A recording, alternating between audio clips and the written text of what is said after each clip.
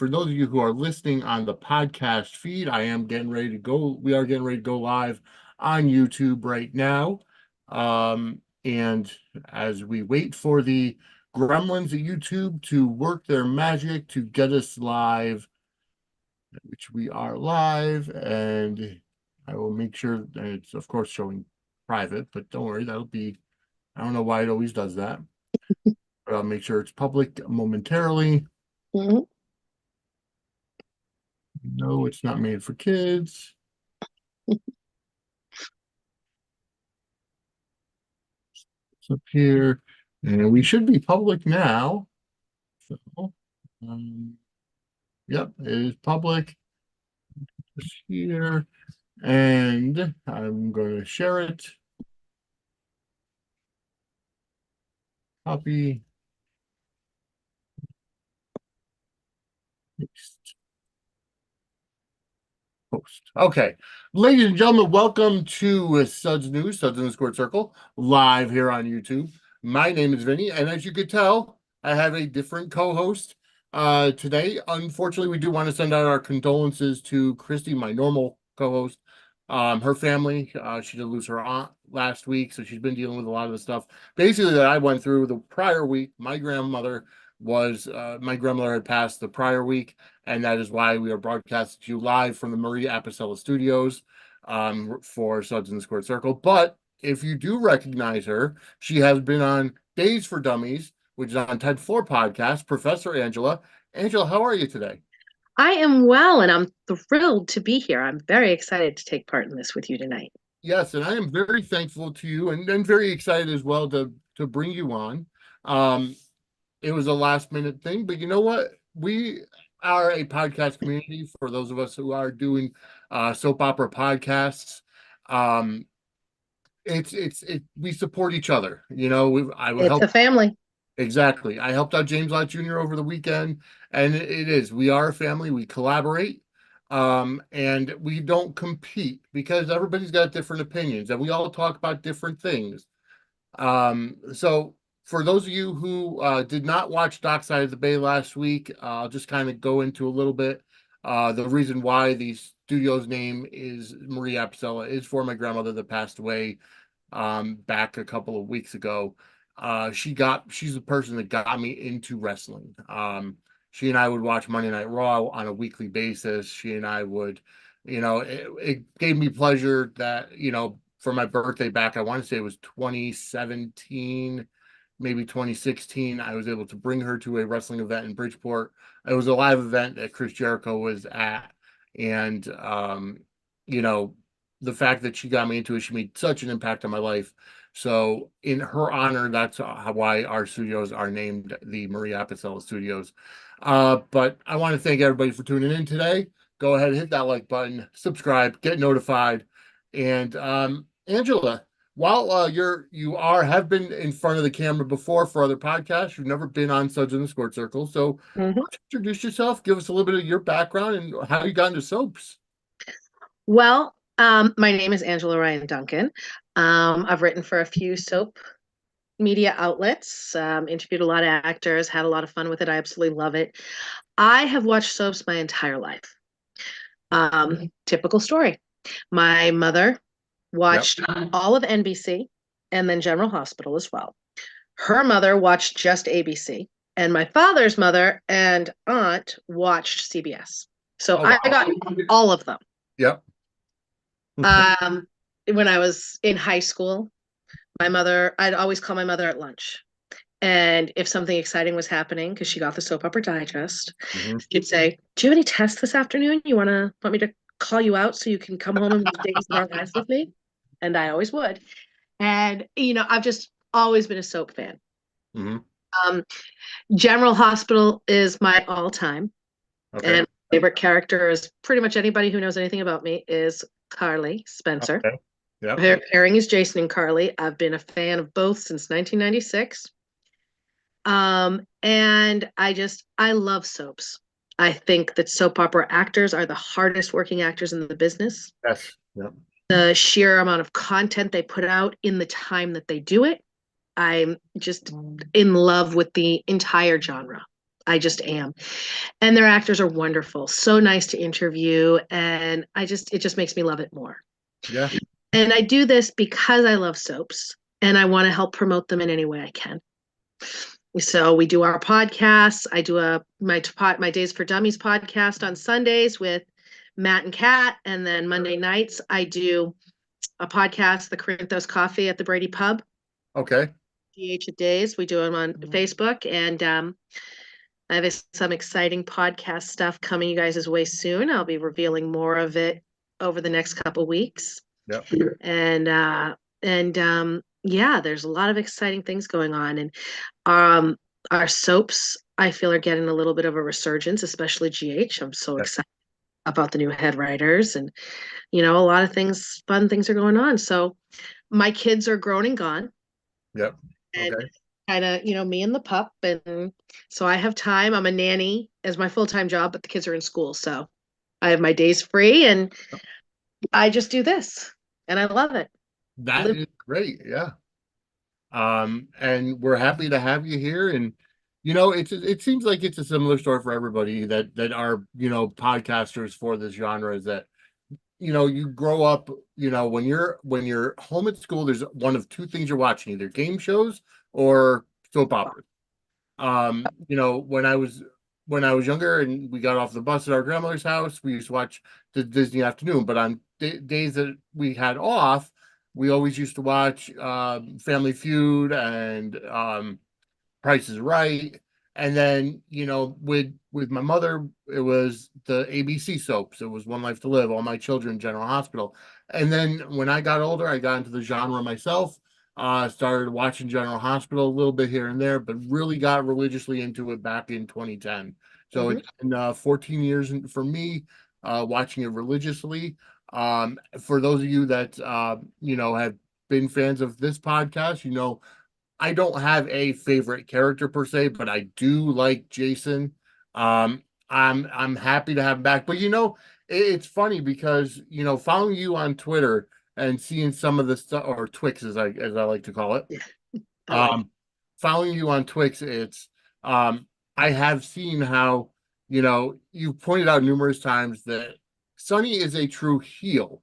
We look at him lovingly. We look at him like he's, a fan favorite. He's the lead actor, but he's a mob boss, alleged, but he's a mob boss. So he really is a bad guy. Yeah. And you point that out, tremendously all the time.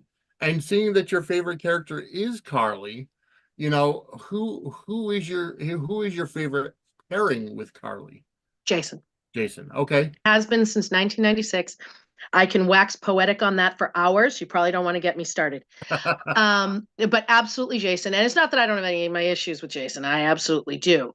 Carly's my favorite character. Jason and Carly are my favorite pairing. Outside of Carly, I have issues with Jason. But and my issues with Sonny aren't that he's a mob boss, because it's a soap opera, and that's fine. Yeah. My issues with Sonny is that he is toxic and abusive. Like really bad.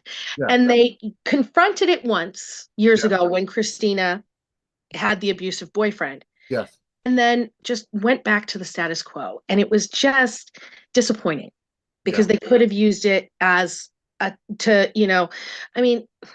soaps have the anti-hero. They do. They do. But he's just a bad guy. The viewers all saw the big confrontation with him and Michael. Yep. And he said, "Why did you do this?" And Michael told him, "You betrayed my mother. Yeah. You lied to us all, and you betrayed her, and you betrayed us, and then you sided with Nina."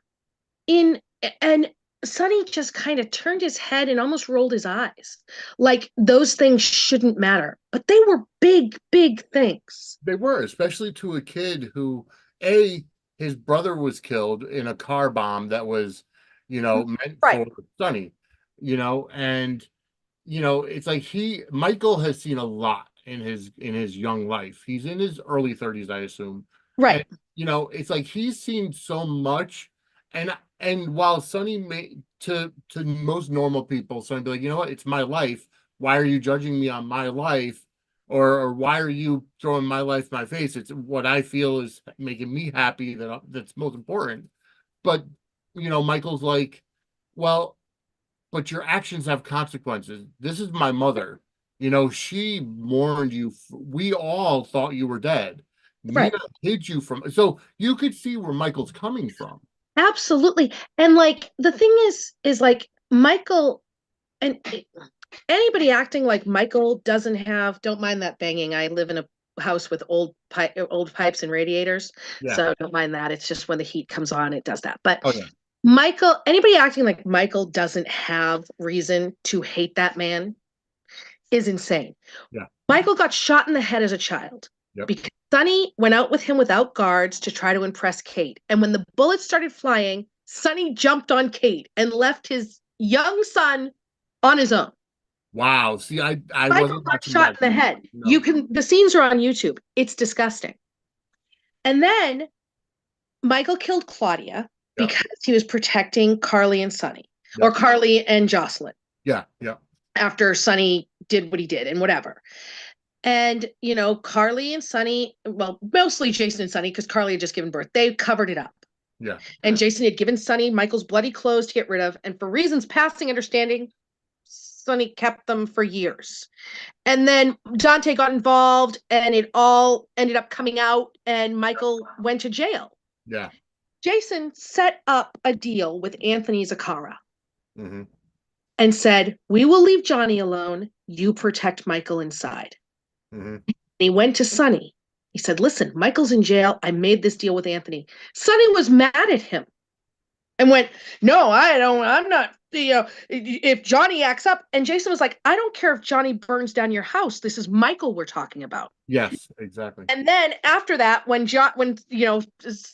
Jason was like, "I don't know if this deal's going to hold with how Sonny's acting," so he made the decision to go to Yeah, prison to go to prison. Yep. to protect him. Sonny went to the prison to tell Michael that Jason was going to be there, and then also had a visit with Anthony Zaccara and told him the deal was off. And You know, then Michael got raped and yeah. before Jason got there. It's funny because after hearing that, you can draw a lot of parallels between Sonny Corinthos and Victor Newman from YNR. While Victor's not a mob boss, and I regret my words, unfortunately, on take two. I said that when I first started watching YNR back in November, it was when Victor Newman was, going, testing his kids. So he's playing like he's, getting Yeah. dementia or Alzheimer's, whatever. And I made a comment on take two, and I said Victor Newman is the fictional character of Vince McMahon, because I could see Vince McMahon doing that. Now, with Mm-hmm. all the stuff coming out about Vince, I want to take that comment back because I can't see Victor Newman doing anything like that. No. But that's for another story. That my Right. reaction to the Vince scandal is on the Squared Circle News, which is in the archives on this channel and the podcast network as well. But I could draw a lot of parallels between Victor Newman and Sonny Corinthos, because even in the current storyline that we see with Victor, Jack is helping Nikki as her, as her sober, support system. Of course, I can't think of our sponsor. Mm-hmm. And Jack and Victor are, they are enemies. They Mm-hmm. don't Yes. see eye to eye, that whether they're business enemies, whatever. The fact is he's not happy that Nikki is going to Jack. And I know that there's a personal boundary there Right. because Nikki was with Jack Was at one married to point, Jack and married to yeah. Jack, and Diane was with Victor at one point. So I understand that dynamic there.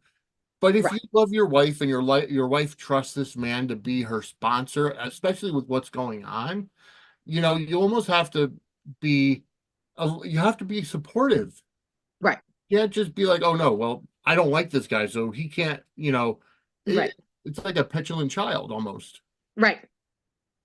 And And that's exactly Sonny Corinthos. yes. Although, while I agree with you about, Victor not doing the things like Vince McMahon did, that he's in Yeah. trouble. I mean, have you ever heard, how Sonny was introduced on the show? I know he used to run a strip club. He did run a strip club. and Karen was a teenager, Yep. 17 years old, and wandered in there. She had been abused, sexually abused by her stepfather, had a lot of issues, and Yep. she was being tormented by Brenda. They were in high school. Brenda had taken pictures of her in the shower at the school and posted them all over town.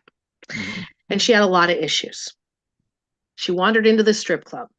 Sonny Yep. preyed on her, got her addicted to drugs, had her stripping for him, and then had sex with her after she turned 18. And like was just, he was a predator. He Yeah. just was. Yeah. There's no two ways around. He actually told, to get her to strip for him, he told her that, she must have liked her childhood sexual abuse or wanted it. And just really, I mean, it was disgusting. It was really disgusting. Yeah.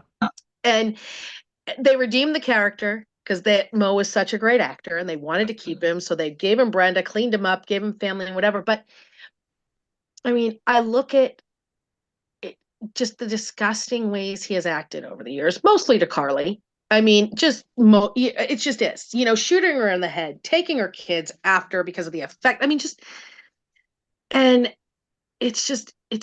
I'm exhausted Yeah.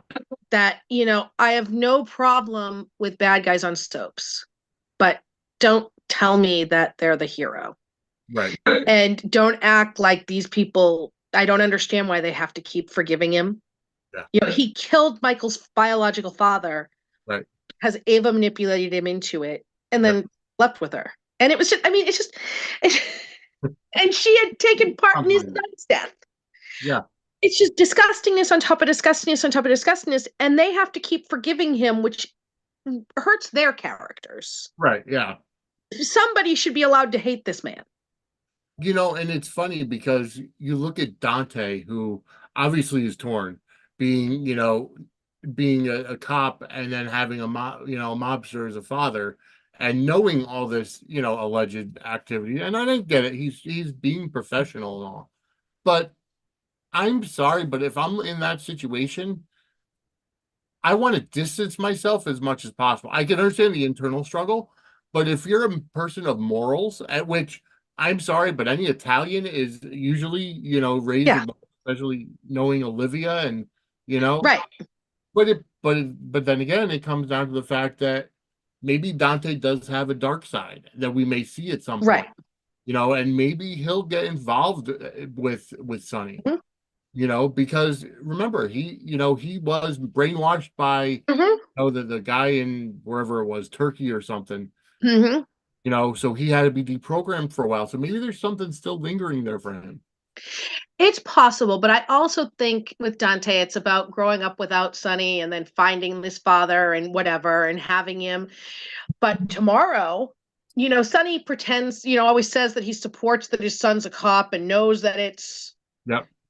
but then anytime Dante has to act like a cop, he gets like a petulant child about it. Yeah. And tomorrow, Sonny is going to be grilling Dante because he wants that information that Dante has that he's not allowed to share with him. Right. And he's going to be real pissy with Dante when he doesn't get it. Yeah. And it's just ridiculous. I completely agree with you. It's like, on one thing, Sonny says, "Oh, I respect the fact that you're a cop and everything," but then he wants to use it for his advantage. So he doesn't want to say, "Oh, well, yeah, I know it's an ongoing investigation. There's stuff you can't tell me about it."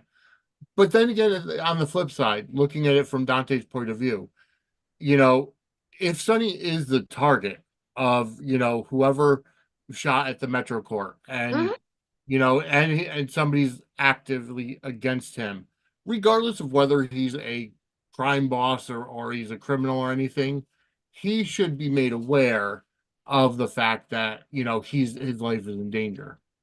He was against all of his better judgment. Jagger went and told him and tried to help him. And Jagger's issue with Sonny is Karen. Yes.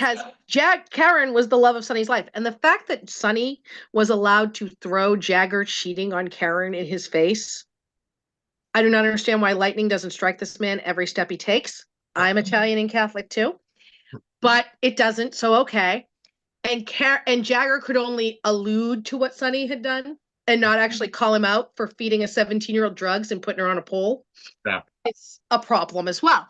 But yeah, Jagger tried to tell him. even though he didn't want to, because it was the right thing to do. Correct. Yes. But Sonny, But now Sonny wants the inside information. right, He wants to be able to take care of things on his own with his own people. right, And it's funny because I do find it funny at times where, when Sonny is, being hunted, and they have a common enemy, that Sonny will help the PCPD, or right. Sonny will help Laura. And it just makes for that funny dynamic where, is he really a bad guy because he's helping out, or is he obviously he's in it for his personal gain? That's the thing, is he doesn't do anything that's not going to benefit him. Right. Exactly. It's, Sonny is always looking out for number one. Yes. Sonny loves no one more than he loves Sonny. Yes. And he cries betrayal at the slightest hint of what he thinks is betrayal, but he demands a loyalty he does not give. And that does make sense, and that does bring up a lot of things that I've seen as well over the past with Sonny, and we just saw it with Dex and Carly and Michael. Brick finds the money that Dex is getting from Michael, and Mhm. Dex is in the hot seat, and Sonny's like, you know what, he's the mole, whatever, bring him down to the Pine Barrens. First time we got to see the Pine Barrens, nice set there for the GH. We have not seen them in many years. Yes. And what's funny to me is that when Carly finally talks Brick into letting her know where Sonny is, and she gets down there, you would almost think that Sonny would be like, wow, my ex-wife, who I screwed over, still cares enough about me to keep this guy in here to protect me. Right. And it's like I almost feel like even the same thing, with Michael, when he goes off on Michael, he's telling you, yes, I wanted to take care, wanted to put you in prison, but then I realized it would have hurt so many other people. And the thing is that they didn't do it. And Right. instead of doing it, they turned around and started protecting him. Yes. But it's still betrayal. It's Right. still, and everything, Carly's reasoning for this is sound. Yeah. The fact that Dex was able to plant the camera as big as a freaking baseball, Yes. and Sonny couldn't see it, and they got him on tape, obviously he's slipping. Yeah. And also, Carly knows that her and Jason have been wiping his butt for years and cleaning up his messes, mob and otherwise. And now there's no Jason, which is why she told Michael, you and Dex have to be his Jason. Together, the two of you have to be his Jason. Yeah. Yep. Because Sonny needs one. And he didn't have Brick. Yes, Brick was his second in command, but Brick's not in town. Right. My favorite part of the scene was when the guy handed Sonny the gun, which was so ridiculous, but that was like insane to me.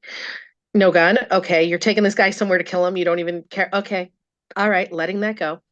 But my favorite part was when Carly showed up and she's trying to talk to him, and then he's like, "Get her out of here!" And the guards grab her arms, and she's like, "No!" And they drop her arms. You're right. Wow. That Yeah. was you need to be shooting some more people, don't you think, Sonny? But Sonny doesn't actually kill people. The last person he killed was accidentally killing Julian. Yeah. And before that, I don't even know when. Yeah. It's just like, what does that tell you? Brick told her. For Brick to give her this location of Sonny, she would have had to tell him how she knew Dex was innocent. Right. And Brick, instead of going himself to tell Sonny, told Carly where Sonny was. Yeah. When Sonny was arrested, Brick went to Carly. Yep. When Carly needed the antibiotics for Brick, Brick lied to Sonny about what was going on and covered for Carly. Yep. Because these men know who is loyal to them, and they know it ain't Sonny. Yeah. And I like when they play those beats, which they definitely did. Yes. I'm interested to see what's going to happen when Jason comes back, because I don't think things are going to be kumbaya with him and Sonny. No, and it's funny because even Steve Burton on his podcast said, I love seeing all the people think, oh, Jason's doing this or Jason's doing that, and all this different possible storylines. Like, no, it's nothing that you guys are thinking about. Yeah. So you're right. It's not going to be all kumbaya, because It's And I feel like he kind of gave us a hint with that. He drops Easter eggs. He yeah, really does. And he's good at it because he's been in this game for so long. yes, But he lets things slip. And like when he was first doing his interview, he did his first interview about the comeback when it was announced. yep, And they asked him, how would you like to see Jason come back?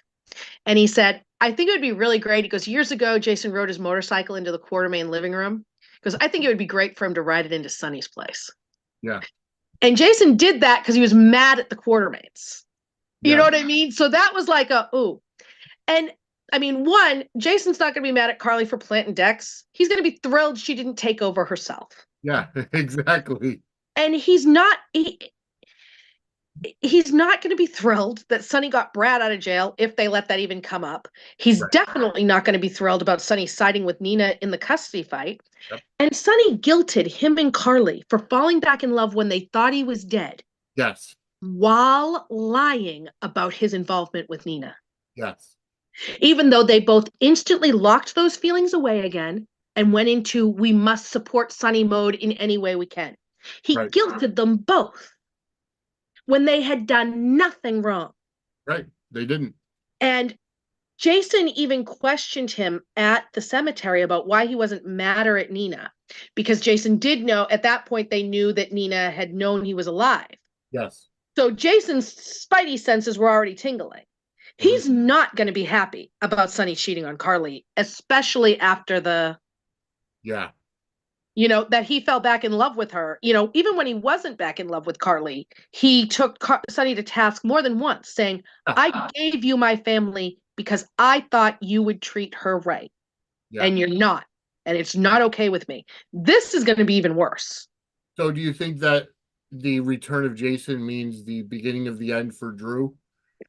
Um, I don't know that it's the beginning of the end for Drew because I've seen a lot of the I Drew like back about the I things like he's going his on. character. I like the turn in his character. I do too. And see, my thing, I disagree with a lot of people who had an issue with how Cameron was playing him even before this. Yep. Because the thing is I don't know if you remember when Billy Miller was first on and he was playing Jake because they Yeah. didn't know who he was. Yeah. He didn't know he was supposed to be Jason. He had absolutely no memories. He Yep. was goofy. Yeah. He ate Go-Gurt. He called Taylor Swift T Swift and was listening to her music. You know what I mean? He Yeah. was goofy with absolutely no memories, no expectation. This is how this guy acted.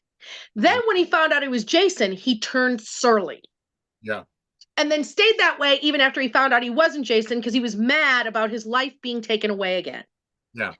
But it made sense to me that this is who Drew is Yeah. because this is who he was when no expectations were on him.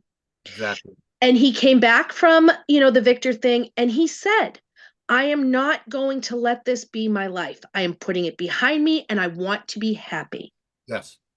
And then he ended up in prison. I also disagree with people about them saying that he just went for Carly because it was much more than that, but not everybody watches everything.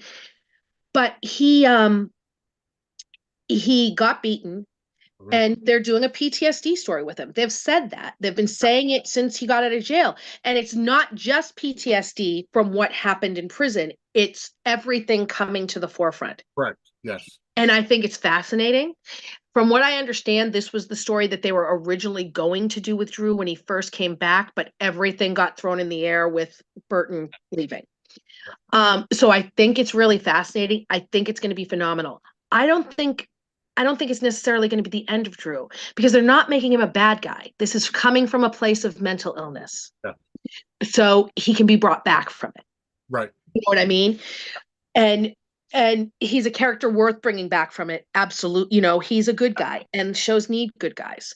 Yeah. You know, so I think he can come back from it. I think he's going to go much further down the rabbit hole.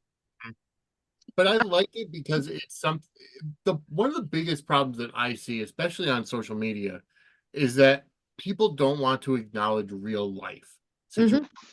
Like, I get it. You watch soap operas, wrestling, entertainment for an escapism. I get it. But when you're soap opera that's on 5 days a week, 52 weeks a year, you have to deal with realistic situations. Absolutely. The fact of Drew being first of all, he was kidnapped, going over to, the Middle East to return money, and then Mhm. plane being shot down, being held by Victor Cassadine, then for a number of years coming back out. And he's just this happy-go-lucky guy. I'm so happy to be home, happy to be with my family, this and that. You would think that this break would have happened a lot earlier, and I get it. Going to prison for what happened, warranted or not, I understand why it's coming out now. Right. Because the fact that he had to go to prison for this, it's just a reminder of Mhm. his time being held captive.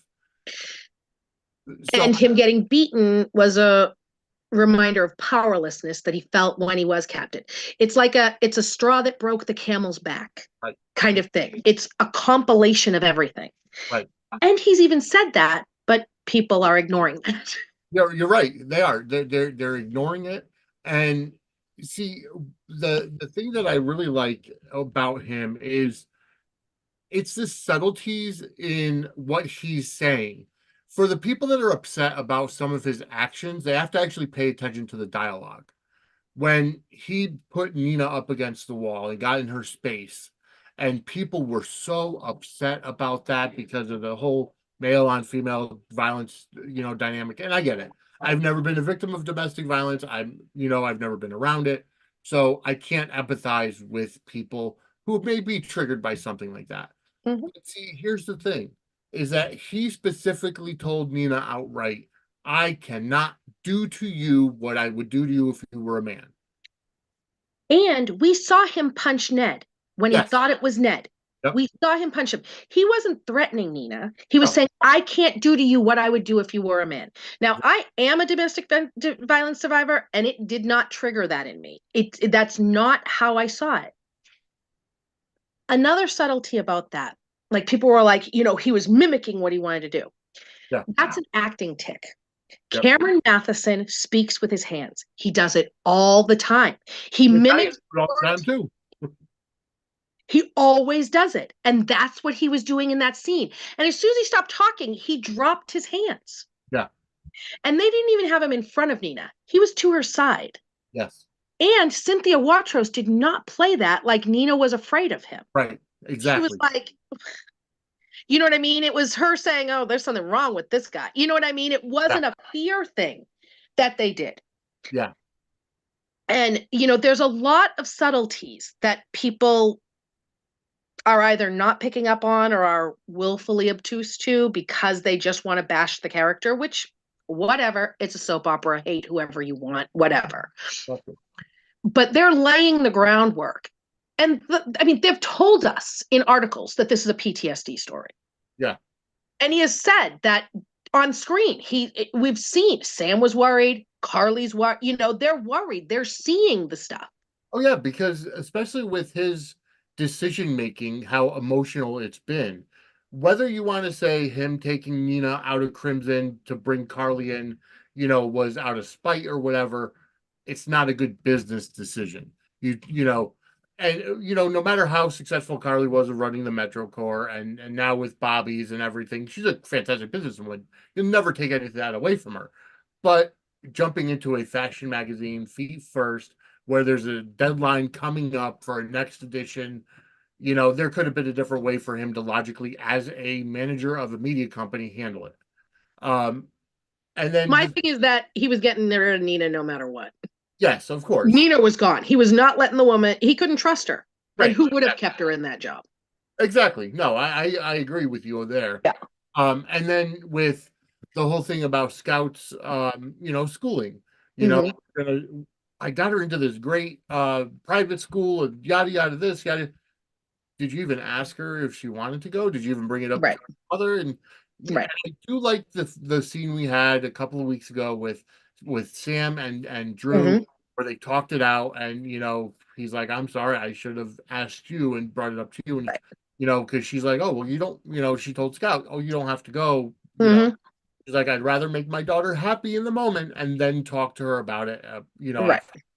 And I thought that scene was fantastic because you're Mhm. seeing the double side now. You're Right. seeing where Drew is like, okay, let me take a step back. Mhm. here's the right way Right. to make the decision. So the conversations are happening. So Right. you're seeing the very emotional side, Hmm. seeing where the PTSD gets triggered Right. because he's getting that post-traumatic stress from not being in control, whether it's from being kidnapped, being in prison. I can understand all that. So wherever he feels can put his control in, he will. And then it's like, Hmm. And he had promised Carly, because she had told him that day in the kitchen, if you don't drop this with Nina, I'm not staying on at Crimson. yes, And he promised her he would. And then the next day they go into the office yep, and Nina has yeah, ruined their whole office, which triggered that lack of control in him again. yep. Because the same So, thing with right. Michael, he goes to Michael and Michael gives him his resignation. And he's like, no, I want to keep you on. But here's the thing, I want to set up Nina and goes in the whole thing. And Michael's like, you know what? I can't. Right. I'm trying to save my marriage. I'm trying to do what's right for Willow and the kids. And Andrew's like, you know what? You just said the right thing because I can trust you and I'm going to keep you on. So you're almost seeing you really are seeing those two sides of Drew right now. Right. And we're seeing the descent Yes. into more and more of the bad. And I think that's going to continue to build. Yep. Um, I think that it could play into things, well, it will play into things when Jason comes back. Yes. Because I think it's going to probably build to something where something he's planning to hurt Nina puts Carly or somebody else in danger inadvertently. Right. And Jason has to step in. Yes. I think that's where it's going, just because that's the character of Jason and they're doing this descent with him. Yes. But I don't think it has to be the end of the character. I think they can absolutely bring him back. They can. And honestly, I feel like the character of Drew could have been used even after Billy Miller decided to leave. And I get it. You're brought on thinking you're one character, and then because the original actor comes back, you're Or, yeah, forced into being someone else. I understand why he left. I'm yes. not going to deny that. It's almost like you're and it's funny because you hear it all the time. When it comes to wrestling. Oh, Vince promised me I was going to be world champion within 2 years or whatever. And while that may not be true, you're getting told you're going to have this main roster, main event character, and it doesn't follow through for one reason or another. So with Billy Hmm. Miller, you get to the point where, and he's a fantastic actor. He was a Hmm. fantastic actor, and it's so sad about what happened. It's heartbreaking. You know, but the thing is that character could have been on throughout, and they could have found more. But it seems like GH sometimes goes through these spurts where they kill off an entire storyline and all the Right. characters are gone because you notice Oscar died and then Tamara Braun left, Hmm. or Kim Yeah. left, and then Drew left within a couple months of each other. Because the thing is that with bringing Jason back, when they went back to Jason, they wanted to go back to Jason and Sam, which kind of made, they played that out, and then the character of Drew is what else? So they had nothing else for him. Right. And yeah, they could pair him with Kim, but they're two newbie characters, kind of, so people are less invested. Yes. With new characters, you put them with somebody already cemented and anchored, and it goes from there. But with two newbies, no one cares. Right. They're like, whatever. So I understand. I think, they could have done something different with Drew, but I understand why, at the end of the day, it's a business. Yes. And they're not going to pay actors they don't have stuff for. That's why certain actors have a lot of guarantees, others have less, others are just recurring. We'll call you when we call you. It's a business at the end of the day. You're right. And that's what a lot of people have to understand is that it is a business. So let's kind of move on a little bit. We've been talking about Michael and Sonny and that whole situation. We did have Laura and Kevin Mhm. say that they're going to adopt baby Ace and they're getting the paperwork done, get together.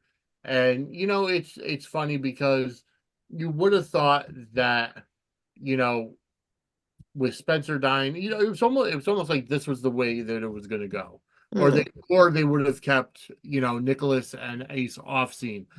Why, I understand, I kind of like I kind of like Adam Huss playing Nicholas I because love it. Marcus Coloma, while he was a fantastic actor, I just feel like his portrayal of Nicholas was too dark for the actual Nicholas Cassadine. You know, you want to see, he's got obviously Cassadine, so he's gonna have a dark side. He's going to have that evilness to him. But I just feel like he portrayed him just very, very vindictive, you know?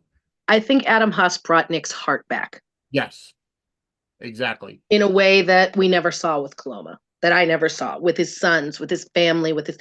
I saw it with Adam Huss. I didn't see it with Marcus Coloma, and he brought the Prince part of Dark Prince back. Yes. He did.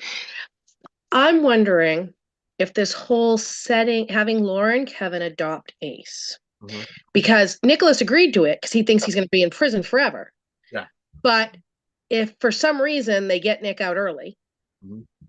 he helps them with something or something, it kind of sets up a story of, him wanting his kid back.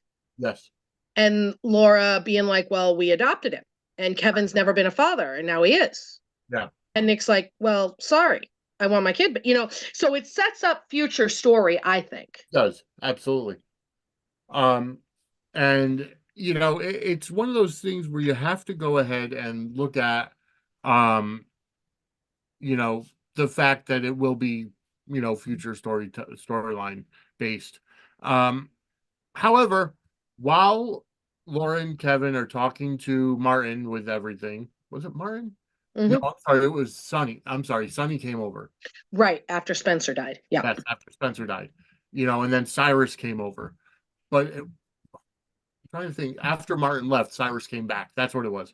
Because he wanted to say that he was going to start his own radio show. Hmm. And a lot of, it's funny because while we say that, people don't pay attention to the subtleties with some things, then there are times where they pay attention to the subtleties a little too much, because the biggest thing that was all over Facebook that I saw was the fact that the call letters of the radio station started with a K. And for anybody who's in media knows that on A the W. Mississippi, it starts with a W. So, it's one of those things where you can suspend your disbelief. Like there was an alien. I always say to people, you we're fine with an alien living above Anna's garage. And this is where you draw the line. Because they draw Yeah. the line at crazy places.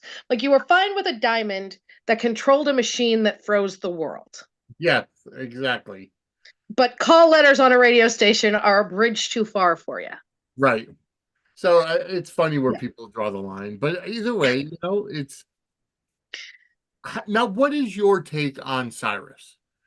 Do you think he I performed? Do you think he's still a I bad? think he's a total bad guy. I think that he is using it's not like a cult, but I think it's how he sends messages to his network Okay. Yep. of bad guys. He's absolutely still a bad guy, Yes. but he's trying to lay the groundwork to be able to, return in triumphant style to being the boss. Yeah. And I think that this radio show is ways to pass messages that are coded. Yeah. And it's funny because I have said it. That I feel that they were going one direction with Cyrus when we saw him, as the boss of Mason and Austin. And then when they, released Mason from his contract, he's in prison. They killed off Austin. I kind of felt like they went in a different direction with the Cyrus character, where now he is trying to be redeemed. Um, Mhm. but I do agree with you that he is a wolf in sheep's clothing. Jeff Kober is such an amazingly talented actor, and the character of Cyrus is a very cerebral character. Mhm. And it's like, for those of you that for those of you guys that are wrestling fans, Triple H at one point in time was known as the Cerebral Assassin. I'm sorry, Triple H, but I have to give that title now to Cyrus Renault. He's phenomenal. And it's he's such a bad guy, but you're almost wishing for his reformation to be real, Yeah. but it's so delicious that it's not. It just it's such a great story, and it's been so well acted Yep. that I will give them more leeway Yeah. with stories that are so well acted and that they're crafting something serious. And I'm enjoying this one. I am. I am too, I'm anxious to see where they go with it Mm-hmm. because we've obviously had the Dawn of Day cult. We've had Shiloh, and Mm-hmm. that's where we got Willow from, and Harmony. And, we got Christina out of there. So they've done the cult thing, but this is a new twist now, Yeah. and I I like it. think it's using biblical references to Yep. send messages to an criminal syndicate, and it's something you haven't really seen before. I don't remember that on soaps ever. No, I have not seen that before Mhm. either. It's rare on a soap opera. Yeah, exactly. All right, so let's move on a little bit. Um, we did have Valentine's Day in Port Charles. Um, Yes. we saw Curtis and Portia, on their anniversary date, and they're they're getting closer. That storyline needs to pick up a little bit, I feel, with Curtis getting his walking ability back. Uh, Yeah. I because think they kind of missed the boat in not letting him do it while trying to save Trina from something, but exactly. I would have thought that would have been like the whole heroic. He's got to jump out of his chair to save Trina. right. That's why I thought he was coming. Yeah, Or that's exactly. why I thought he was going to Paris, was to do that. But But I yeah. guess not. But Yeah.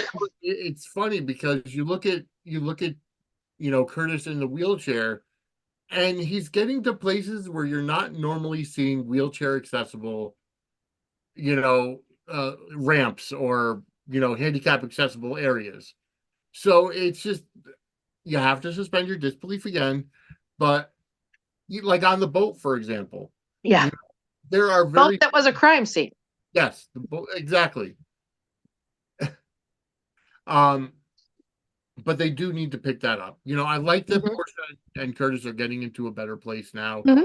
And, he had the surgery, he's getting his, confidence back. And, I almost thought that he was gonna, walk on his first try and be done with it, but obviously that's a little Yeah. too Yeah. magic. Yeah. Uh, but you do want to go ahead and look at what it is, and they're gonna have him walk soon. I can guarantee you that. Um, I would say no later than May sweeps if it's yeah, not now. If it's not in the next, week and a half, it'll be probably around May sweeps, would be my guess. exactly. That's a sweeps kind of thing usually. Yep. Let's see. We did see Maxie confide in Sasha that she still has feelings for Spinelli.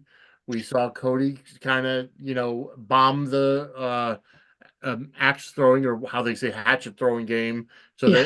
that they'll pay for Maxie and Spinelli to be on a date. I thought that was cute. I enjoyed those greatly. I really do. I love Sasha and Cody, Yeah, and I have always been a Spixie fan.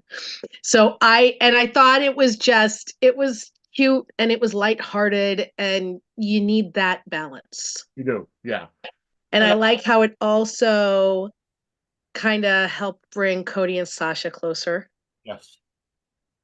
which There, that's another thing. The Tomlin family, welcome into the chat. How did they get Curtis on the boat? Exactly. We don't know. One of those things where you have to suspend disbelief. Mhm. Um, but I do like the chemistry that Sasha and Cody have. And I'm anxious to see what's gonna happen when the truth comes out about him being Mac's son. Mhm. Because that's obviously in the background. Well, she She knows. knows. And what's beautiful is that with the lie she told Nina, Yep. about being her daughter, she's almost like the perfect person to understand why he's telling a lie. You know what I mean? Even though it was a Yes. different lie, she has a very unique perspective into why somebody would lie about their identity. Right, exactly. Yeah. It And works can out. give him grace for it. Yes. And it works out. And I Mhm. like I would like them to acknowledge that they're in love or acknowledge that they want to be together. I think Cody's being tremendously um patient with her Mhm. about, everybody grieves differently, losing Mhm. your husband and a newborn in the same year Right. Yeah. is a lot for somebody. And then having, having not only the TV station try to screw with your head, just to get clicks on social media, but then your own mother-in-law trying to Right. manipulate you and Letting someone drug you. yeah, exactly. So she's gone through a lot. So the Yes. fact that she's actually on her feet, she's actually come back from it, and Mhm. that shows a lot of strength in Sasha's Oh playbook. yeah. Yeah. So I understand her wanting to take time, but right now it's like, Cody cares about you. He was there the entire time that Gladys was doing this, and he was Mhm. trying to warn you about it. So he clearly cares about you. Right.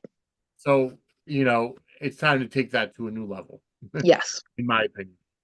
Which I think we'll see in the next few months too. I think there's kind of a pause on a lot of that while waiting for John J. York to come back. Yes, of course. I think that will be where we see more advances in that story. Yes. No, I agree. And he's doing, from what I know, he's doing Mhm. fine. He's recovering well, so he'll be back, in no time. Yeah, he said he's hoping for a late spring. Yeah. So, So, yeah, all prayers to Mac, John J. York, absolutely. and prayers to God for, his continued health and recovery. Hmm. And then we finally did have a Chase in Brooklyn semi-love scene. They got Yep. started making out, and here's the thing. I do not hold it against anybody for what they feel comfortable doing or not. I have no issue whatsoever. I think Chase and Brooklyn bring romance. Yes. I think they have very, very sweet romantic moments. They share passionate kisses. I mean, of course, I love scenes between my fave because it's soap opera, but there are plenty of other couples that could bring that at the same time. And we saw that with Michael and Willow, that same, Mhm. it's Exactly. Curtis and Portia. I mean, I thought, and I think it's fine. I have no I issue have no problem with either. with somebody who says, it's not like she's refusing to kiss him Right, or exactly. he's refusing to kiss her. Right. They are playing in a relationship. We don't have to see them naked in bed together. No, we don't. For that, you can turn on porn. I mean, it's free. Exactly. Yeah. Oh, hey, Nathan, welcome to the chat. How are you tonight? Um, and I agree. That was one of my biggest things when people were coming out against, Amanda Seton Yeah. um, and Josh Swickard. Yeah, Josh Wickard. You gotta respect their choices. They Mhm. are actors, and a lot of people are calling for them to be fired and everything. And it's funny because that whole thing came out because my normal co-host Christy, was on a Zoom with them and asked them about love scenes. So it's her fault. It's her fault. And then Okay. somebody from Soap Opera Digest or Soap Opera News picked up the story and didn't go full into details, and that whole thing started. Yeah. It's But yeah, I have nothing against him. Yeah, sure. I would love to see Amanda Sen be, show a little bit more skin, especially in a sauna. There's no reason where yeah. Blazer in the sauna, but it is what it is. I have no Right. um And I think honestly, that was more about she felt like she had extra baby weight that she hadn't lost yet, yeah. more than the, other part. But yes, the sauna thing was a little bit ridiculous. The blazer there's a lot of overuse of blazers on that show, but There is, yes, that's a whole other conversation. exactly. Um so kind of moving on, we we saw that Jocelyn, while before we get into anything else, but we have to kind of backtrack a little bit. Jocelyn's obviously trying to find Dex. That's when Carly's, finds out that Dex is going to the Pine Barrens and everything. But the scenes between Eden McCoy and Maurice Bernard this week, in Dex's apartment, Hmm. fantastic. They were. Courtney Falk did a great job, portraying Jocelyn while Eden was grieving her mom and everything. Yep. But to see the fire from Eden McCoy is a mini Laura Wright. She There's no is. doubt about It was perfect casting. it. It was. Perfect casting. It was. She has the fire behind her. Hmm. Tell Sonny, I hate you. You can feel the emotion. And he's like, I know. And the thing with Joss is that she should be a character. I mean, they've let Joss hate Sonny a lot over the years. Yeah. She raged against her mother when she got back together with Sonny the Yep. last time. And they've really, and I mean, the things he did to her father, the things he's done to her, Joss is somebody who should just be able to hate Sonny. Yes, exactly. Tolerated him at times, whatever, but not be oohing and eyeing over it. Yeah. And I thought that, everything she said to him was very Real. it was, and justified, and very, and her feelings are her feelings. And the things she said to Carly today, I mean, Carly's my favorite character. I haven't But watched the thing yet, so okay, I won't spoil it for you then. But she told some truth to her mother today that, I'm fine with. and it's funny because she's the voice of reason for Carly. Carly gets sucked in at times to whatever drama there is because that's who she is. But Mhm. Josh sees things. She can get emotional because she is Carly's daughter, Yeah, but she does also bring the voice of reason. She'll go to Sonny and be like, you know what? He was helping you, right. and you're sending him away. And I hate you. You've you've hurt my mother numerous times. Now you're doing this to me, you know, and Sonny expected it. He's like, I know, and he walks out. And I know a lot of people took that as Sonny not caring, but that wasn't. Sonny wants Jocelyn to love him and be close to him. Yeah, It wasn't him not caring, it was him knowing that there was no other way this conversation was going to go. exactly. No, And there was no use arguing with her about it because that wasn't going to help. no. Yeah. Um, so all right, kind of moving back on after that. Um, so it looks to me like um it looks to me a couple other things just to quickly to go over. It looks to me like Nina and Valentine may be starting a rival magazine to rival Crimson. We found out today what happened. Oh, okay. Well, I'll have to watch that today. We'll go over that next week. But no, Yes. I had thought that was going to be it too. And then I was like, well, maybe he's going to give her his ELQ shares instead. Or maybe he's going to give her her interest in deception. He didn't do any of those things, but he did do something. And yeah. so I'll have to take a look at that Yeah. later. Today was a really good episode, actually. So how did you like Ava overhearing Nina overhearing no, it was Ava overhearing what Sonny was talking to, I think it was to Michael. Michael about, yeah. The Yeah. whole, Um, I like it. I like Ava, yeah, even though she, helped kill my fave's son. I still like Ava. I do. Um, I think they're moving towards Ava and Sonny are going to have sex again. yeah, I think so too. I don't know that it'll be a relationship, although they would kind of make sense in a relationship because she's very accepting of the mob you know, and she would be a good mobster's wife because she can, deal with the crap. Yeah, Um, I don't know that she has the patience for Sonny long term because you have to, yes, but I think that they have an interesting dynamic going on right now, and I'm looking forward to seeing how that goes. yeah, Um, but it was interesting. I've seen some theories. People think that Ava could be behind all of this. hmm. And Well, with the news coming out that Olivia Jerome was killed just randomly, like it was random that she was brought up and killed from a prison transport and everything. see, I didn't think it was because Olivia was a mob boss and Jagger had said mob bosses across the country are being targeted. Okay, I must have missed that comment. Yeah, he had told he had told Dante and Anna and Jordan that mob bosses across the country were being targeted. So it made sense to me because she was one. Ava's reaction, I don't want to say it wasn't what I was expecting because her and her sister weren't close. Right. At all. And downright hate each other at times. But at the same time, you'd think your sister's killed, there's going to be some sort of emotion, and there was none. Right. It made me go, maybe there is something to this. But yeah. I don't know. I think it'd be interesting.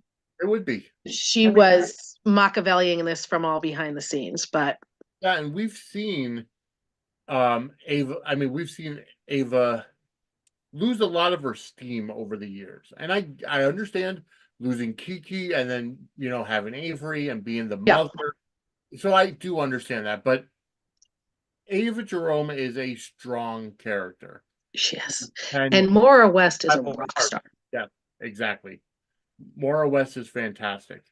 And yes, I still do. I'm still a fan of hers, even though she has me blocked on Twitter, on Twix. And I know exactly where it came from too, because I made a tongue-in-cheek comment years ago about when we all thought that Ava was leaving, and I said good riddance because I did not like the character. And she thought you meant I meant the actor. Her. Yeah. So I'm blocked by 2 General Hospital actors, one being Maura West and the other one being Nancy Lee Grahn. Nancy Lee Grahn is because of political things, and I'm not going to even go into that at this point. But catching up on chat a little bit. Let's see. Nathan said Sonny doesn't give a damn if Jocelyn hates his guts or not. She had no problem benefiting off of everything Sonny had. Come down the line. Jocelyn will have no problem with Sonny again. I want to touch on that for a second. Okay. Because a lot of people are like, Jocelyn, loved Sonny's money. Jocelyn's father is a billionaire. Yes. She has a trust fund that probably has more money in it than Sonny has. Yes. Jocelyn Jacks does not need Sonny's money at all.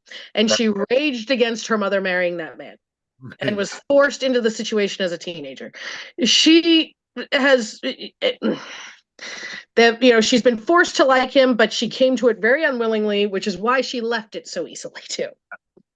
Then he says, if she wants to also be mad at someone, be mad at your idiot brother and mother when it came to Dex and her idiot boyfriend too.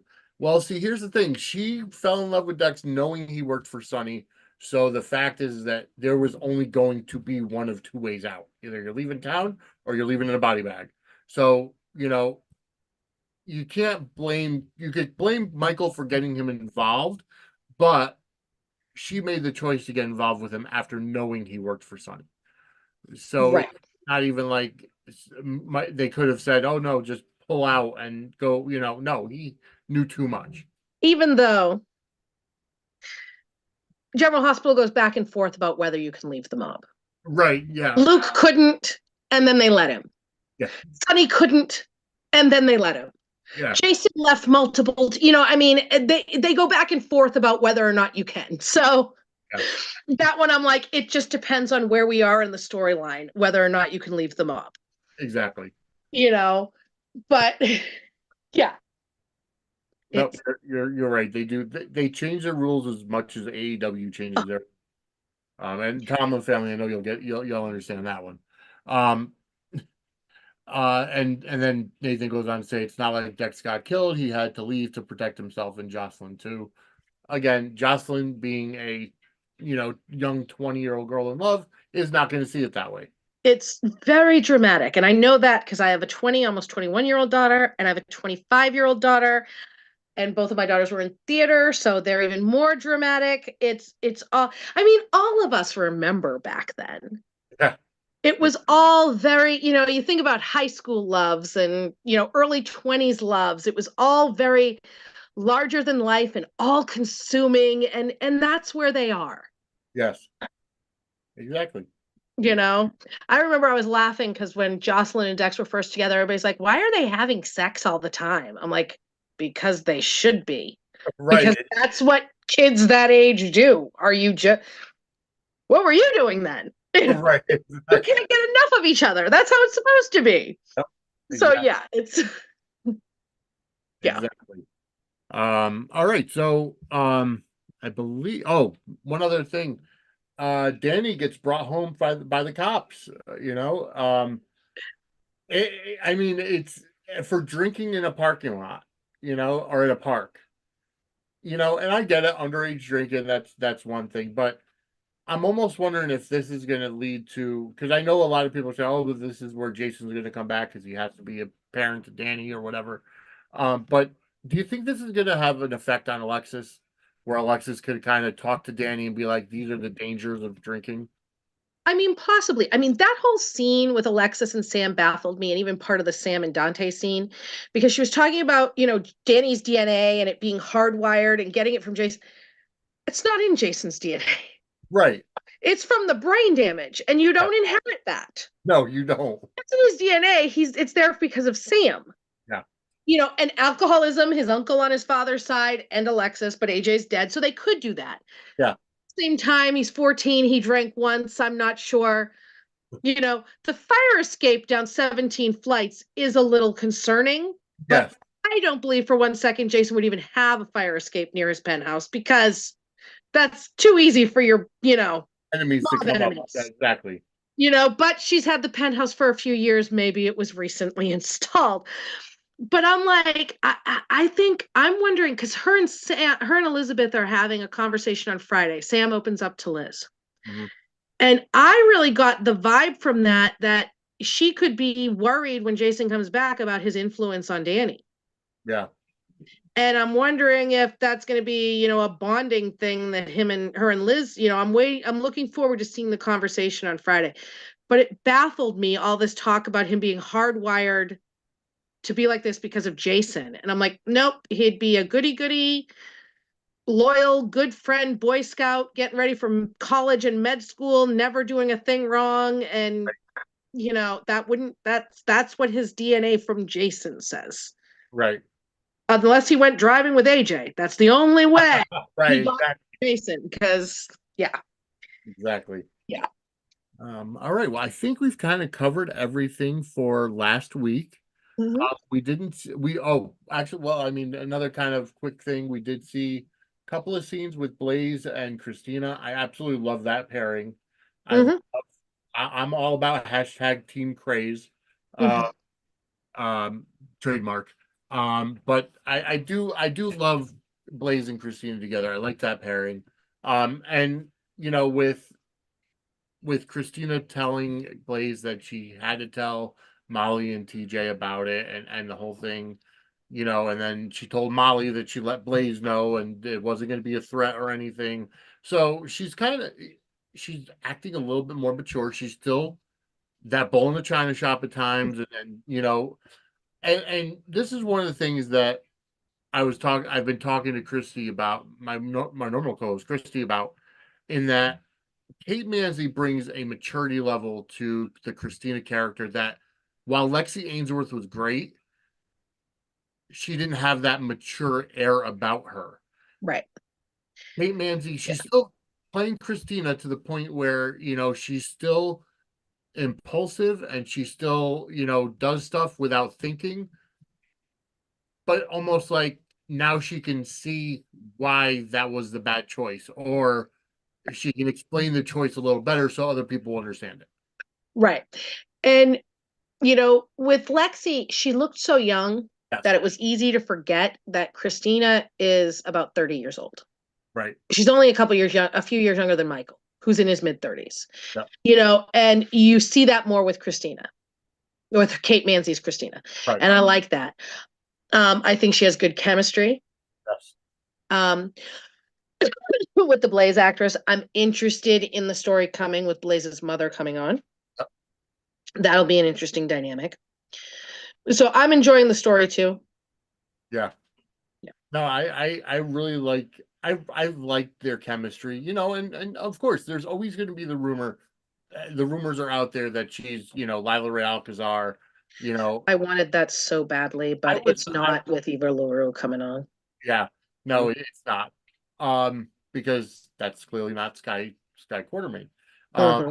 but and it kind of brought the opening for Ted King to come back, but because they said, oh yeah, well, he was spotted at the studios. Well, he could have been filming anything. I still think Ted King is coming back as Alcazar, but obviously, yeah, I do. It's my speculation. I think he is who has Jason.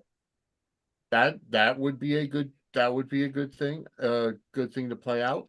I They would said, love to see them kind of double back to right when they started all the crossovers with All My Children, One Life to Live, and they went to Taya Delgado's house, mm-hmm. you know, Tomas Delgado, where they saw the picture and And they it were was, like, "Oh my God, yeah, yeah, oh my God, it's Alcazar. And it was Sky, Blair, Sam, all Carly, and Carly going down to Taya's house, like, where's Tomas? And yeah." um I would love to have that double back. And even, if you have to integrate some Mm-hmm. more, like Taya Delgado back into the story for it, Mm-hmm. I would love to see that. Oh, absolutely. I kind of think they've been dropping hints about it because they said that whoever's targeting is the international arms dealer, is an Yes. international arms dealer, which Lorenzo was before he came to Yep. town. You know what I mean? So it would absolutely make sense. And he'd absolutely target Jason because Jason was the one who Yep. killed him. Yeah. And I'll believe, and Ted King is just a phenomenal actor. Yep. Um, and I would do anything to have him back on GH. I really would. He's phenomenal. He is. He's a I'll phenomenal believe any story they tell me about how Lorenzo died, actor. or that he's the third triplet brother. Right, yeah. It's It's exactly like him. Lorenzo and Luigi. Yeah, Luca Alcazar. Yeah, even better. Yep. And according to Nathan, Ted King is recurring on B&B, so it's not like he's contracted. Yeah. Uh, Although I've been watching B&B for a couple of months now, I haven't seen him. Yeah, he's not actually recurring. He's a guest star. Okay. He was nominated for the and he hasn't been on in many, many months, and there's no sign that we're going to see him anytime soon. Okay. Gotcha. So I and he was at a B&B fan event a Mhm. while back. Yep. I can't remember exactly what it was, but it was a while back. And he said, because somebody asked him about if he would ever go back to General Hospital, he's like, it's really funny. I'm having lunch with Frank Valentini next week, Yeah. which is what really got everything. Started. Yeah. So I could absolutely see him coming back. Yeah. Yeah. I could see him coming back as well, and I think they have to.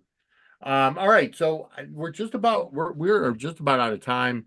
We've gone through everything in Port Charles from this past week. Christy should be back next week. But before we go, something that Christy and I normally do, Angela, is we do what we call what I actually stole from the Road Dog and his "Oh You Didn't Know" podcast. But the Thankful Minute. Mhm. We just I set a timer for a minute, and we just go through what we're thankful for in our lives, Mhm. whether it's last week or just in general what we're thankful for. So I always, as a gentleman, I always make sure the ladies go first. So Angela, I'm gonna set the timer. Give us what you're thankful for right now. I am thankful beyond all measure for my five wonderful children who are amazing. I am thankful for my very large, crazy Italian, Irish, Catholic family and all my millions of nieces and nephews and my brothers and sisters and all of that. And I'm thankful that I get to make a living doing what I love and my great friends and my great life. Fantastic. All right. You done or you got more? Yes, I'm good. All right. All right, so I'm going to go ahead and set the timer for myself. All right. I want to thank you. I'm thankful for just everything. I've recently myself started getting back into church, and without the, support that I've had from not only my family and my wife, but also from my church family, losing my grandmother would not have been, would have been a lot harder.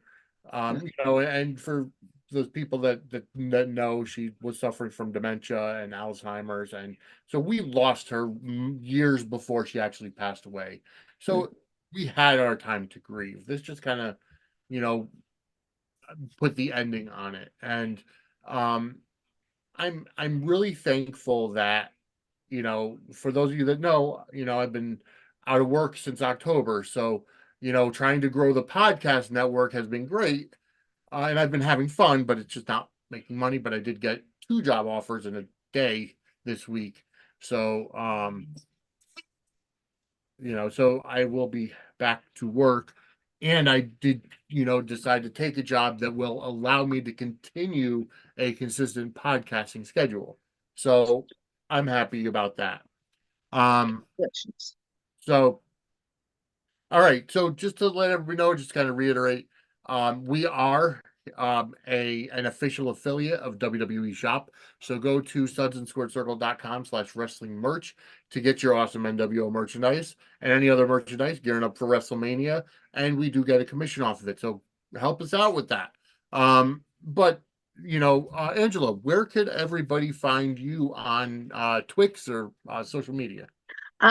Brooklyn 74, or you can just search Angela Ryan-Duncan, and my face is on my profile on Twitter.